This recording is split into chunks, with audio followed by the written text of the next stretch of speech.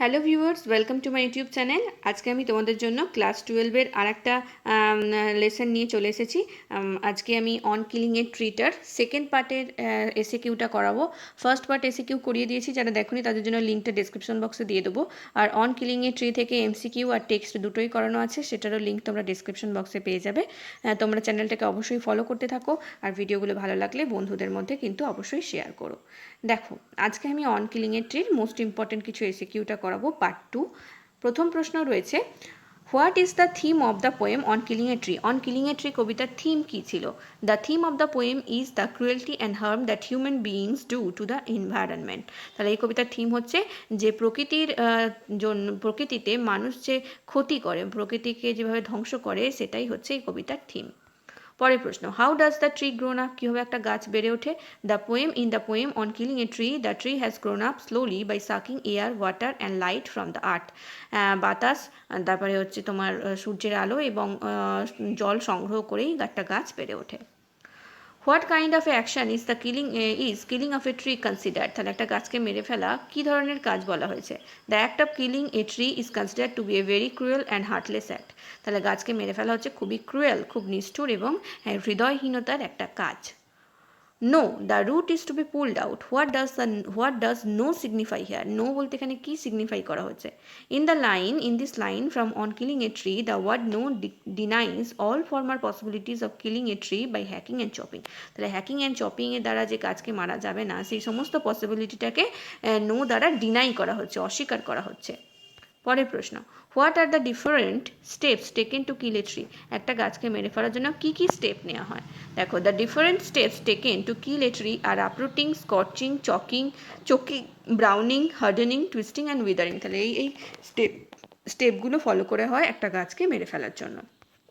পরের প্রশ্ন, what does the tree symbolize in the poem on killing a tree?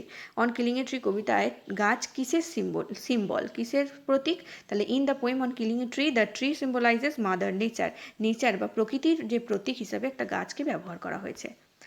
What will happen two miniature বাউস if uncheck? যদি miniature ছোটো ছোটো শাখা পোশাকাগুলোকে নজর দেওয়া না হয়, তাহলে কি হবে সেটা? The miniature boughs will grow to the former size if they are left unchecked. যদি তাদের আনচেক করা হয়, তাহলে তারা আবার আগের মতো করেই বেড়ে উঠবে। পরের প্রশ্ন, what type of a poem on killing a tree? On killing a ট্রিটা কী ধরনের কবিতা? তাহলে on killing a tree is a satirical poem, একটা ব্যঙ্গাত্মক কবিতা হচ্ছে on killing a tree. Who wrote the poem on killing a tree? On killing a tree কবিতাটা কে লিখেছেন? Gieve Patel wrote the poem on killing a tree. তাহলে Gieve Patel on killing a tree কবিতাটা লিখেছেন। What is not enough to kill a tree? একটা গাছকে মারার জন্য কোনটা যথেষ্ট নয়? তাহলে hacking and chopping is not enough to kill a tree. হ্যাঁ, শুধুমাত্র হ্যাকিং বা চপিং কিন্তু এনাফ নয়, যথেষ্ট নয় একটা গাছকে মেরে ফেলার জন্য। The bleeding bark will heal. How does a bleeding bark heal? একটা ব্লিডিং বার্ক সেরে ওঠে, কীভাবে ব্লিডিং বার্কটা সেরে ওঠে? The bleeding bark heals naturally with the passing of time. আর সময়ের সাথে সাথে আস্তে আস্তেই ব্লিডিং বার্ক সেরে ওঠে। What is the meaning of anchoring earth? Anchoring earth বলতে কী বোঝানো হয়েছে? The expression anchoring earth suggest that the earth which is acting as the anchor in the source of security and stability to the earth. তাহলে একটা গাছকে secure করে রাখার জন্য গাছের যে মূল, সেটা মাটির সাথে শক্ত করে ধরে রাখে, একেই বলা হয়েছে anchoring earth. What remains hidden inside the earth? গাছের মাটির অনেক গভীরে কী লুকিয়ে থাকে? The root of the tree remains hidden inside the earth. গাছের মাটির অনেক গভীরে গাছের যে মূলটা বা রুটটা, সেটা লুকিয়ে থাকে। How is the tree seasoned into the wood? কীভাবে একটা গাছ কাঠে পরিণত হয়? The when a tree is uprooted, its living cells die and it gradually becomes hard, brown, twisted and withered and then it turns into the wood. একটা গাছকে আপরুট করার পর, একদম গোড়া থেকে উপরে ফেলার পর, এটা আস্তে আস্তে শুকিয়ে যায়। গাছের যে সেলগুলো রয়েছে সেগুলো মারা যায়, আস্তে আস্তে গাছটা শুকনো হয়ে ব্রাউন হয়, আর দুমড়ে মুচড়ে একেবারে বিবর্ণ হয়ে যায়, আর তখনই সেটা কাঠে পরিণত হয়। পরবর্তী প্রশ্ন, where does the irony lie in the poem on killing a tree? তাহলে অন কিলিং এ ট্রি কবিতায় আয়রনিটা কী রয়েছে লুকিয়ে, কী আয়রনি লুকিয়ে রয়েছে? তাহলে in On Killing a Tree, the irony lies in the fact that humans cut trees and destroy nature, whereas nature nurtures the human race. তাহলে এটাই হচ্ছে আয়রনি, যে মানুষকে গাছ বাঁচিয়ে তোলে, গাছের যে দরকার মানুষের বেঁচে থাকার জন্য, সেই মানুষই কিন্তু গাছকে মেরে ফেলছে। পরের প্রশ্ন, what are the final agents of nature that facilitate in killing a tree? গাছকে মারার জন্য ফাইনাল যে দুটো এজেন্ট দরকার পড়ছে, সেটা কি? The sun and the air are the final agents of nature that facilitate in killing a tree. তাহলে প্রকৃতির যে দুটো গুরুত্বপূর্ণ উপাদান গাছকে মারার জন্য লাস্ট স্টেজে, সেটা হচ্ছে সূর্যের আলো এবং বাতাস। According to Gieve Patel, how does a man feel after killing a tree? Gieve প্যাটেলের মতে একটা গাছকে মেরে ফেলার পর মানুষের অনুভূতি কীরকম হয়? তাহলে according to Gieve Patel, after killing a tree a man feel satisfied and it seems that he has done a great task. মানুষ খুবই স্যাটিসফাইড হয় এবং সে ভাবে সে বিশাল বড় একটা কাজ করে ফেলেছে।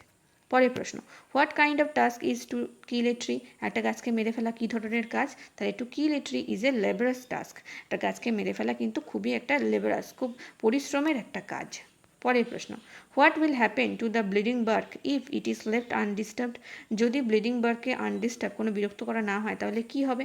তাহলে if the bleeding bark of a tree is left undisturbed it will heal up automatically. তাহলে ব্লিডিং বার্কটা আস্তে আস্তে নিজের থেকেই সেরে উঠবে। পরের প্রশ্ন, what does the poet want to mean by simple jab of knife? Simple jab of knife বলতে কবি কী বোঝাতে চেয়েছেন? দেখো, by the expression simple jab of knife the poet wants to mean simple action of stabbing a tree. তাহলে একটা গাছকে মানে সাধারণভাবে আঘাত করাকেই বলা হচ্ছে সিম্পল জ্যাব অফ নাইফ। পরের প্রশ্ন, what are the colours mentioned in the poem on killing a tree? On killing a tree কবিতায় কী কী কালারের কথা বলা হয়েছে? তাহলে the colours mentioned in the poem on killing a tree are green, white and brown. সবুজ, brown আর সাদা, এই তিনটে কালারের কথাই কবিতায় বলা হয়েছে।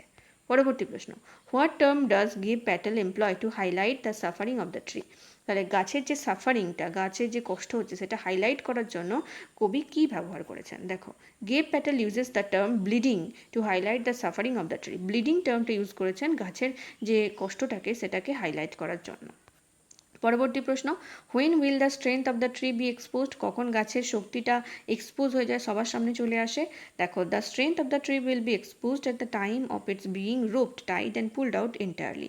যখন গাছকে দড়ি বেঁধে টেনে পুরোপুরি গাছের শেকড় থেকে উপড়ে ফেলা হয়, তখনই তার গাছের যে শক্তি, সেটা সবার সামনে প্রকাশিত হয়ে পড়ে।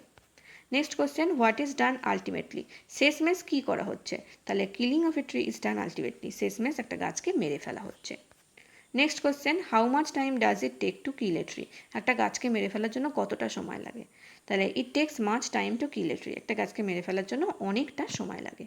বুঝতে পারলে তোমরা? আজকে আর 50টা, বাকি 50টা মানে 25টার আগের দিন করেছিলাম, আজকে বাকি 25টা করালাম। মোট 50টা প্রশ্ন, শর্ট প্রশ্ন এই অন কিলিং এ ট্রি থেকে করালাম।